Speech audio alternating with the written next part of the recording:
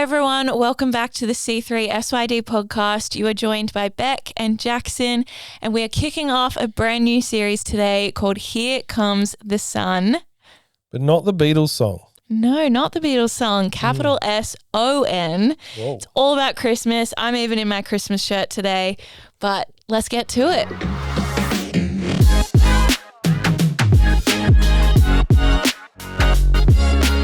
So guys, new series that we're in, Here Comes the Sun, and Christmas, arguably greatest time of the year. I love Christmas. Yes. It's like your birthday on steroids almost. It's Yeah, well, I mean, my birthday's only a couple weeks after Christmas, so it's just like the whole time of year. You're one of those kids. Yeah. I had a friend one in of the school. forgotten kids. I had a friend in school that was born on Christmas Day. Oh, So he had to wait 365 Yeah, that's before he get rough. presents.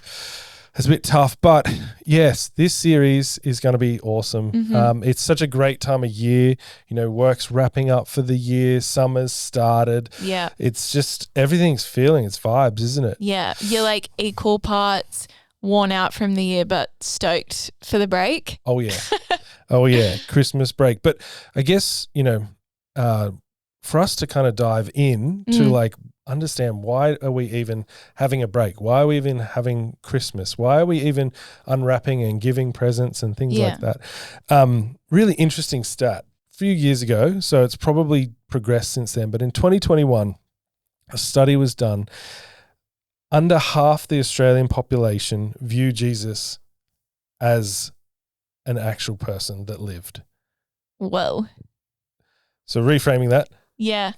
just less than half Australians, Yeah.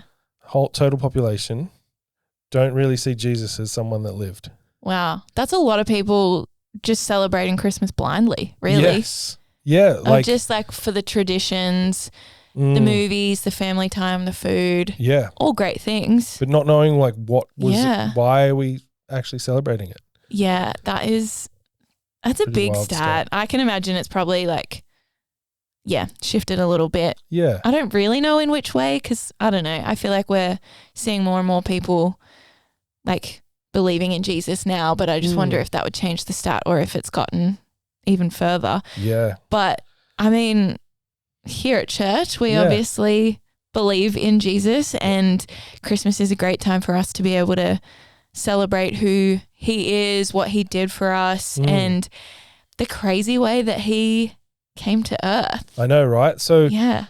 December 25th, Yeah. we're celebrating. It's actually his birthday, right? So that means he which like we don't know the we technical don't know the don't we? technical things. I actually saw a thing the other day when I was looking into this that was speculation of when his actual birthday was, and one of the dates that was speculated was my birthday.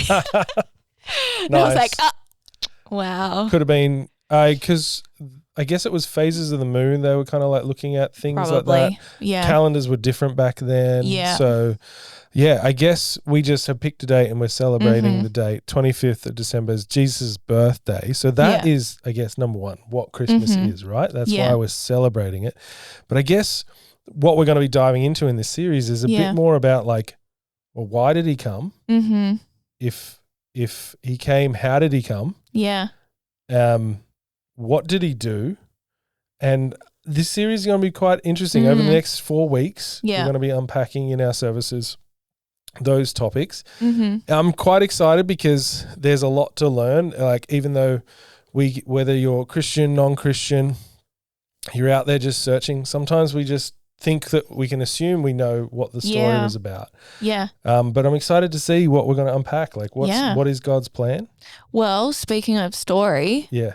something that we refer to a lot is the nativity story. Yes. And whether you know what that means or not, basically it's the story of Jesus coming to earth. We believe he was born as a baby, and the nativity story is that he was born to a virgin girl. Whoa. Crazy. Wild. That there was a star in the sky, some shepherds in the field saw it, decided to follow it.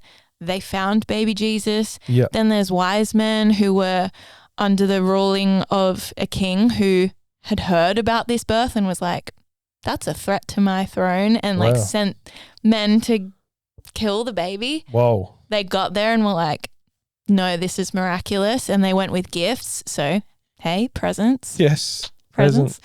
Yeah, and there are these interesting characters that God chose to be in that story. Yep. So we're going to be looking at each of them and how we relate to them even in our present day. I mean, I'm not someone who I believe God would choose to have a baby in that way. Wow. But could you actually imagine like that happening? Like as in immaculate conception aside, just responsibility. Oh, insane. Through you's going to be the wow. Like I think as unrelatable as that sounds, I think there's a lot that we can relate on, and I'm excited to kind of unpack what that might be. Yeah. Being interruptible, being able to think your life's going in this way, but what is God's plan got to say in that? So that's going to be really cool. Yeah, it is. I mean, even just to bring it back to Mary, she was a Jewish girl. She was a teenager. She was engaged to be married because that was the custom of that time, despite her being a teenager. She was preparing to get married to a man, and then all of a sudden her life gets turned upside down. And while she may have thought her life was going one way, God interrupted and was like, hey, I actually want to use you for this other extraordinary thing. I just need you to be willing. I need you to be open to like step out in faith, to not be fearful of that, and just trust that what he has planned is going to be like huge on her life. Even just that as a plan, you know, you're God up in heaven and you chose your son to become a baby. Like that is wild. Like why didn't he just press salvation button?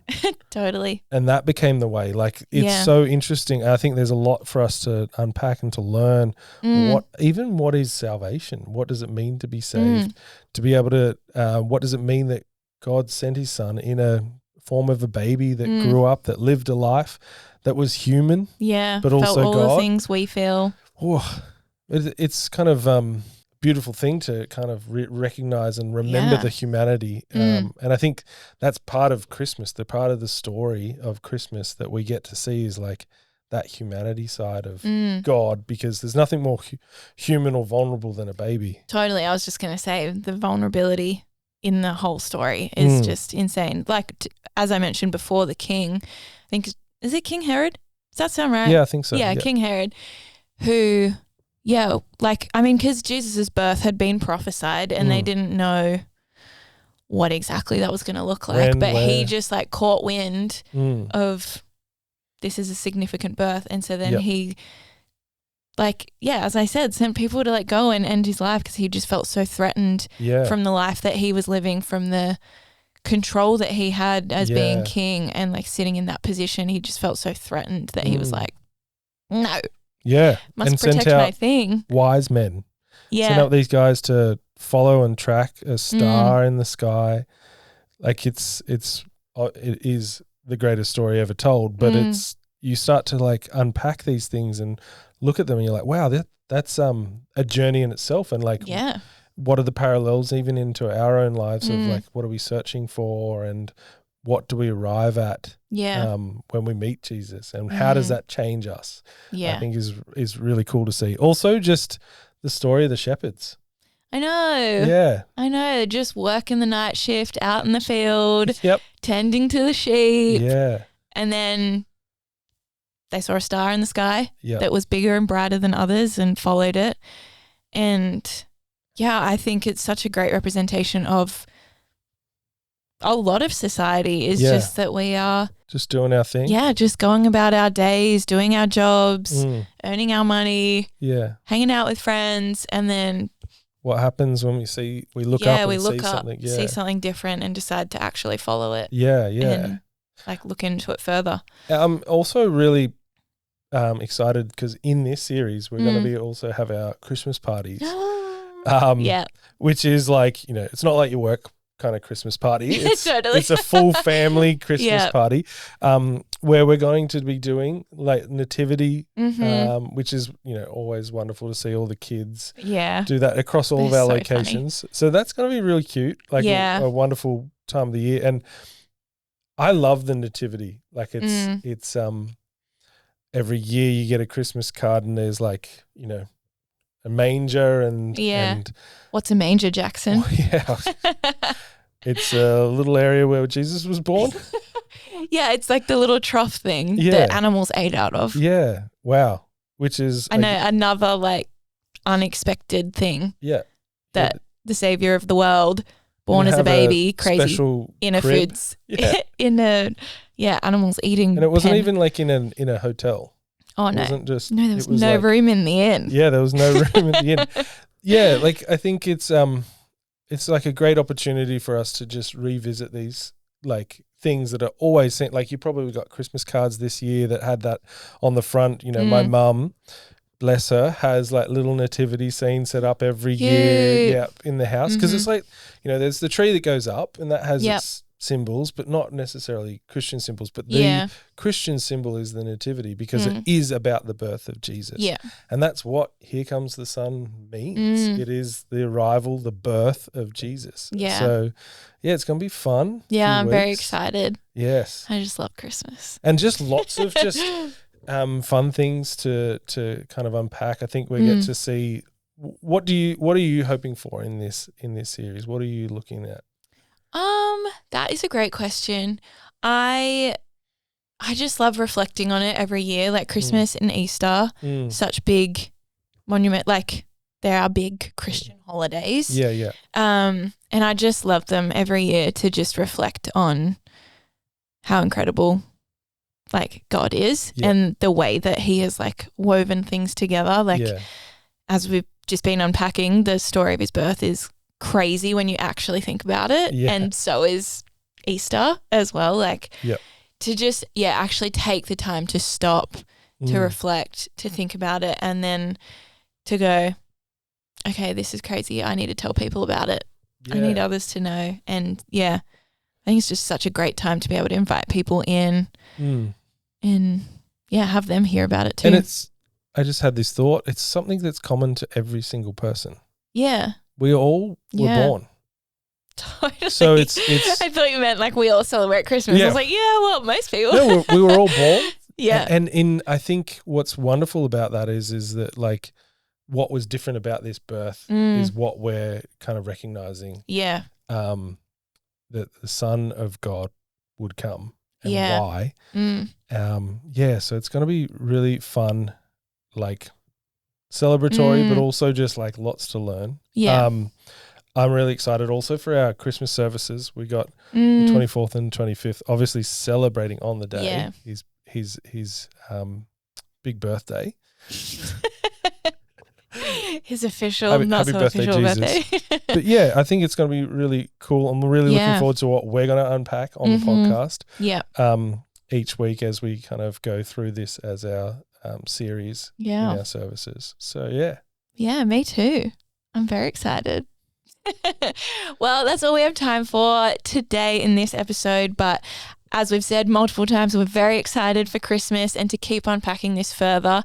As we mentioned, we have Christmas parties coming up on the 14th of December across all our locations. So head to c3syd.church to find the location near you, find out all the details. And it doesn't just stop there. Why not come for this whole series? Come check us out this Christmas season. Yep. Yeah, can't wait to see you there. See you there.